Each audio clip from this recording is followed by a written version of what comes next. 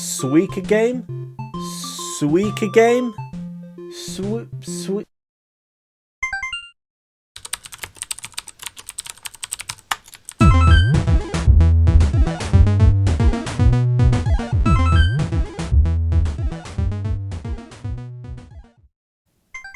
Welcome to Pico Playtime, the video series where I play through some cool Pico games to show to you lovely people. Today's game is called Suika Game Demake, and it's by the developer called Spoike. We've played a couple of Spoike's games on the channel before, Pico Kaiju and Gun Show for Pico 8. They're both excellent. Go and check them out after you have checked out this game. Today's game is called, I'm not going to do it again, it's the watermelon game. You know, that game that's everywhere at the moment. It's on your phone, it's on your Nintendo Switch, it's on your Pico 8 console, it's on your projector. Here we are on the title screen. What a delightful title screen that is. Beautiful. I love the rippling effects there, like the wave effects. I like all the cheerful fruit. Such a chilled game, this. So nice. Let's get into it. Oh, the sounds. Oh, the music. Oh, the music. Oh, right. So much to talk about with this game. For a start, this is the kind of game where you switch it on and very quickly, 45 minutes, an hour just disappears.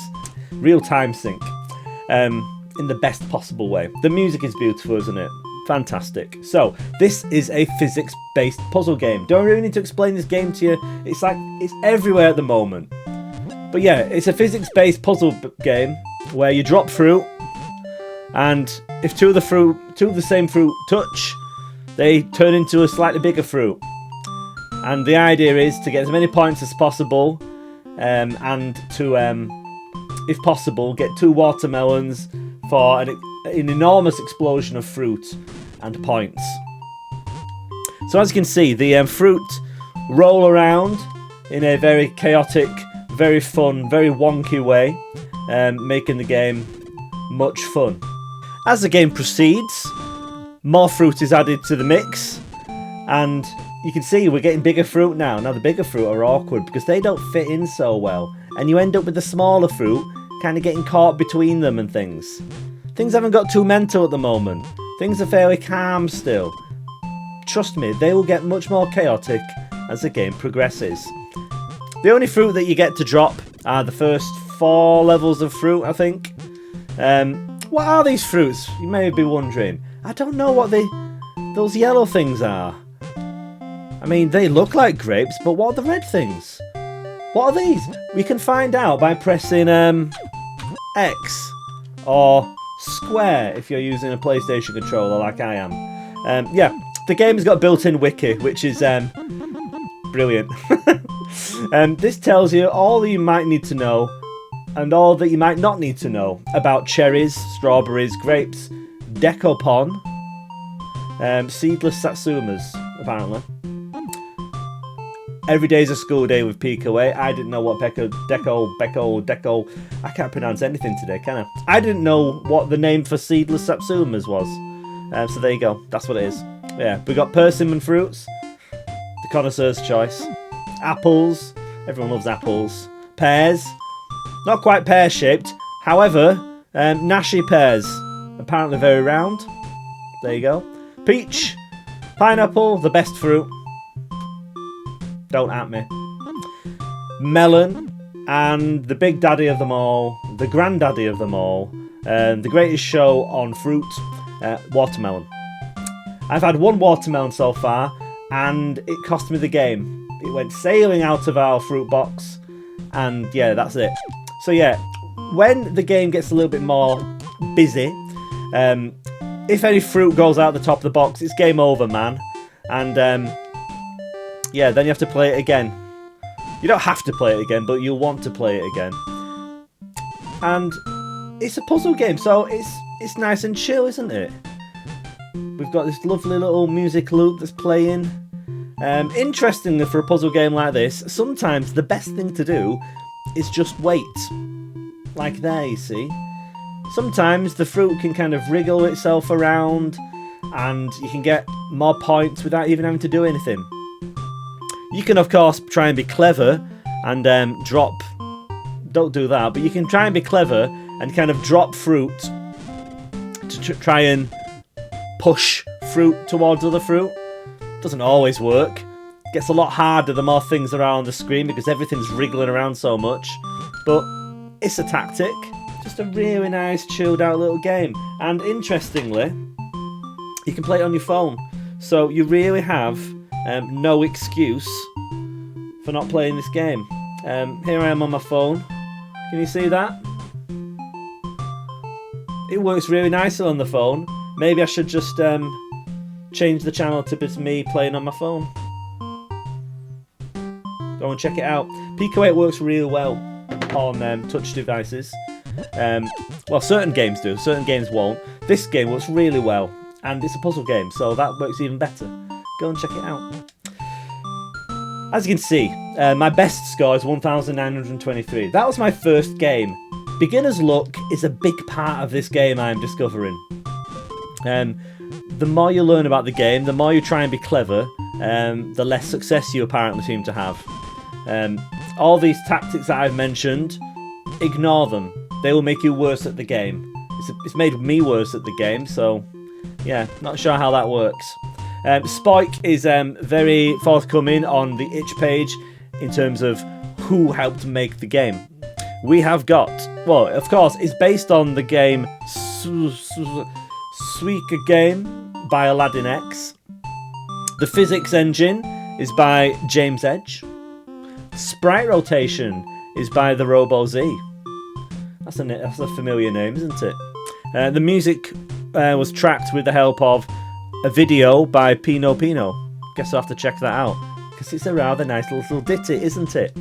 You can play this game. I keep pressing X. You can play this game on Splore like I'm doing. You can play it on your phone. You can play it on itch. Is there anywhere else you need to play it? I don't know. Your tablet device, your smart device, your fridge, your projector. Do you have a projector? Maybe you should get one. Maybe you'll be able to play a game like this on it someday. What a great game. Things are starting to heat up now. We've got a peach there. We've got ourselves, is that a pear, I think? Nice dithering effects on the pear, by the way. The sprites are all really nicely rendered. Putting little faces on gives things a lot of personality, doesn't it? If in doubt, draw a face on it. It's always a good strategy for any game that you might be making. As you can see, things are starting to heat up now. Things are getting very wriggly indeed, and you can see some of those... Oh, the physics engine can do some very strange things sometimes. You need to be careful. As I was about to say, you can see some of the smaller fruit now are... what is going on? Some of the smaller fruit are getting trapped near the bottom and are wriggling around a lot, creating all kinds of chaos. Oh, there we go. 2 peaches. What do we get if we get 2 peaches to touch? Let's try and find out. Well, or we could just look here. It's a pineapple, everyone. The best fruit. Fantastic on pizza. Here I am in what I'm going to term the mid-game of the game. And you can see we've got a whole wriggly mass of fruit. Very chaotic, very hard to work out where things are going to go, where things are going to end up. It takes a little bit of judgment, it takes a lot of luck. A wriggling mass of fruit. That sounds like something H.P. Lovecraft would have wrote about when he wasn't being terrified of pretty much everything. Sometimes you get these very satisfying kind of chain reactions of fruit upgrades. Most seem to happen completely out of your control, but it doesn't make them any less satisfying when it does happen. Oh, I wish those 2 strawberries in the middle would just touch and make friends. Look, that grape's getting in the way. Oh, there we go. Beautiful. One very small little detail which helps a lot is the little kind of crunch sound when fruit explodes or upgrades or whatever it is the fruit does. A very satisfying little sound. 3 peaches now. Come on. There we go. We finally got ourselves a pineapple. What do I need next? Melon. Ooh, it's a tough ask that. Let's see if I can do it. Lots of things being written about this game at the moment. This style of game, a fruit-like. We got a melon. Nice. Like I say, it didn't have a real lot to do with that. The melon just kind of did its own thing there. Good for me. Yeah, a lot of things being written about this game at the moment. A lot of people saying, oh, it's sort of similar to... It's like Tetris, but with physics. Or it's like Puyo Puyo, but with fruit. Or it's like some other game like that, with fruit. I tell you what it reminds me of, and I don't know if you have these machines, these arcade machines in other countries, but in the UK, if you go to a seaside arcade, which is a pretty grim place to be most times, in a seaside arcade, you get 2p machines, which are, I think, are they called like penny pushers or something? I hope this isn't just a UK thing and these exist in other countries. Something about this, and it's not the way the fruit move, it's not anything like that, but something about the way you kind of keep dropping things into an area to get it to kind of do what you want, and how you don't have a lot of control over what happens, kind of reminds me of a 2p machine, which incidentally is one of my favourite traditional arcade games at the seaside. Yeah, it's probably not going to make sense to anyone outside of the UK. Might not make sense to a lot of people inside of the UK. Not many people go to these seaside arcades anymore, which is a great shame. That was nice. We had a kind of thermonuclear fruit explosion there. A meltdown. A fruit down, one might say. Let's see if we can heat things up a little bit. Oh, very satisfying, this game. Very satisfying to play indeed. I wonder if that... Oh, it's so nice when the little fruits kind of wriggle the way through the big fruits. Why do the Decapon fruits look so sinister and worried? What's going on? Look at that that pear there. Smiling away to itself, really cheerful. The grapes just look kind of angry. I don't entirely know why. Oh. Yes, sometimes strange things happen with the physics and fruit gets thrown out like that. And then it's game over, man. So there you go. Watermelon game, the Pico 8 Demake by Spoike. An excellent casual physics fruit-based puzzle game. It's one of these. Is it a puzzle game? What's the puzzle in this game? It's a game, isn't it? It's not like a brain teaser, is it? It's more of a just kind of fitting things in game.